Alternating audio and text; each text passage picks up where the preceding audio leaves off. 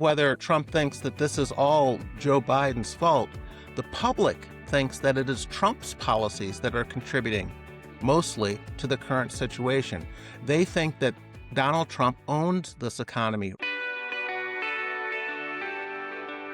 And on the Michael Medved Show, it is a pleasure always to welcome back to the show Jason Riley, whose Upward Mobility, that's the title of his column, his Upward Mobility column, every week provides insight and provocation and sometimes entertainment. There's a little bit of all of that in his most recent column with the headline, Donald Trump's affordability failures will cost him. The economy has gone from one of the president's best issues with American voters, got him elected, to one of his worst. Jason, thanks very much for joining us again. What do you think President Trump is planning to say or do regarding this issue of affordability, which he's also derided as a hoax and as a Democratic con job? What's he likely to say with his big speech to the country tonight?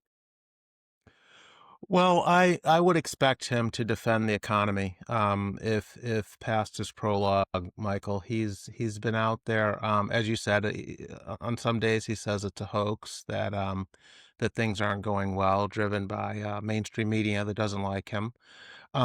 He's also said that people don't realize how good the economy is, suggesting that people aren't particularly intelligent or that they're delusional about what they're seeing in terms of sticker shock, in terms of energy prices, in terms of prices for certain foods and cars and houses and so forth. So I expect to see a little bit of both.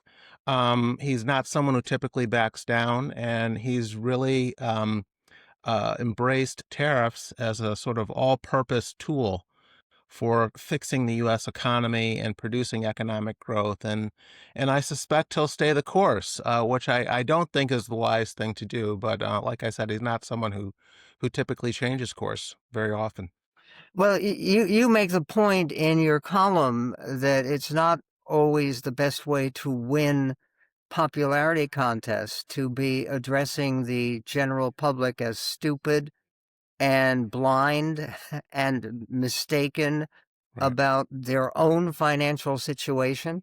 In other words, what do we have? 76% now who say that they believe the American economy is not functioning well. We just had the highest unemployment rate in 4 years. Right. Uh, what does he do to try to bring American people back to that belief in a golden age of America?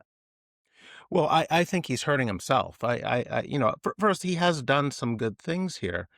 He said he would secure the border in terms of reducing illegal immigration.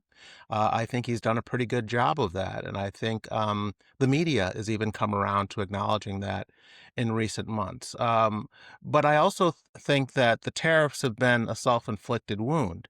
They have not produced the manufacturing boom, the job manufacturing boom that he promised. Remember, that's how they were initially sold. What we now know is that over the past year, net manufacturing jobs have been reduced in this country. So the very jobs he said would grow have shrunk in terms of the number of available manufacturing jobs in this country. And again, he was elected saying he would bring prices down. Prices have not come down for many goods. He seems to realize this to some extent because he's reversed tariffs on things like bananas and coffee, but he's left them in place on steel and aluminum and so forth, again, to the detriment of those industries and to the detriment of job growth in those industries, auto parts, things that use components like aluminum and steel. We have not seen the job growth in those areas. Housing is another area where mortgage rates have come down, but a lot of people still cannot afford to buy a home. I think the figures I saw that around, if you had an income of around $75,000 pre-COVID, that was enough money to buy about half of the listings out there. Uh, Today, Go Today ahead. it's down to about you can afford about 21% of the listings out there. So there are many areas I think where those prices have not come down. People have noticed. They're trying to tell him that, and it's just a matter of whether he'll accept that reality. What if he relies on one of his favorite themes, which is it's all Joe Biden's fault? I was handed the worst economy in the history of the universe. Things were breaking apart. And look how much better off we are in December of 2025 than we were in January of 2025 when I took over. So I've Yeah. brought us closer to a golden age, right? Because Biden was the worst. I think we're going to hear some of that tonight in his speech. That is one of Yeah, his default arguments. But let's remember that was also Joe Biden's argument that he had inherited a mess, and also that people didn't realize how good things really were. So both of those things were tried by his predecessor, and we see how well that worked out for Joe Biden. So I don't think it's a winning strategy for Donald Trump. And also, the Fox News poll that you mentioned earlier is from last month, November. So, regardless of whether Trump thinks that this is all Joe Biden's fault, the public thinks that it is Trump's policies that are contributing mostly to the current situation. They think that Donald Trump owns this economy right now, and they are holding him responsible, according to the polling. And frankly, one of the other things I think we'll hear, Michael, is that tariffs have brought in all this revenue. We're making all this money off of other countries through trillions, these right? trillions of dollars. But he's also using that revenue to bail out people and industries that have been hurt by those very tariffs, such as farmers. So again, I don't think these arguments really hold up. I don't think the American public is buying them, and I don't think the Supreme Court, frankly, is going to be on his side in terms of the legitimacy of these tariffs. Right now, the Supreme Court is trying to determine or considering whether these emergency tariffs are legal. And I was reading about these oral arguments, and you never want to read too much into oral arguments, but most of the justices didn't seem to buy Donald Trump's arguments that these emergency tariffs were necessary for economic or national security. He may very well lose that case. And I think that's an opportunity for him to pivot away from the tariffs and say to the American people, hey, I gave it a shot. The Supreme Court struck down my tariffs, so I'm going to have to go another route here. I think that would be the wise thing for him to do, given that the tariffs are both unpopular politically and have not produced the lower costs of living that he said they would. Other than a reversal on the tariff issue, where I strongly agree with you, I think the entire tariff idea is a big government mistake. What else should Trump emphasize in his next year, having completed his first year now, about the economy?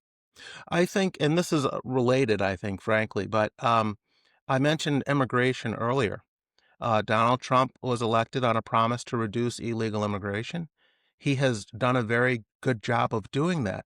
But he also said, Michael, that he would be focusing on illegal immigrants who commit crimes, violent crimes in particular. And that has not been his only focus. He's raiding Home Depot parking lots. He's raiding workplaces. He's deporting college students. I don't think this is going over well politically for him.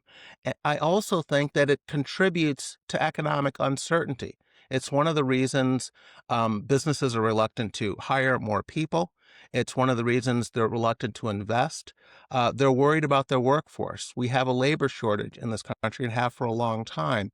And by Trump going after immigrant workers, people who are here illegally, I will acknowledge that, but are not violent criminals, I think he's creating a bunch of uncertainty in the labor market and in the business community, which is, again, not helping in terms of economic growth. And it's one of the reasons that the polling shows that when people are asked, how do you think Trump is doing on border security? When you use the term border security, he gets very high ratings, Right. as Right. you just gave him. Yeah. And however, when you ask about the issue of immigration generally, and this effort to deport, what is the goal? 9 million people, something like that, to deport everyone. The ratings for immigration are much, much lower. Jason Riley's column, Donald Trump's affordability failures will cost him, and talks about how the economy has gone from one of his best issues to one of his weakest issues. Jason Riley, always a pleasure speaking with you, and you and your family should enjoy a wonderful holiday season and a spectacular, better than ever New Year. Who Same to you, who Michael. knows? Maybe even with that golden age.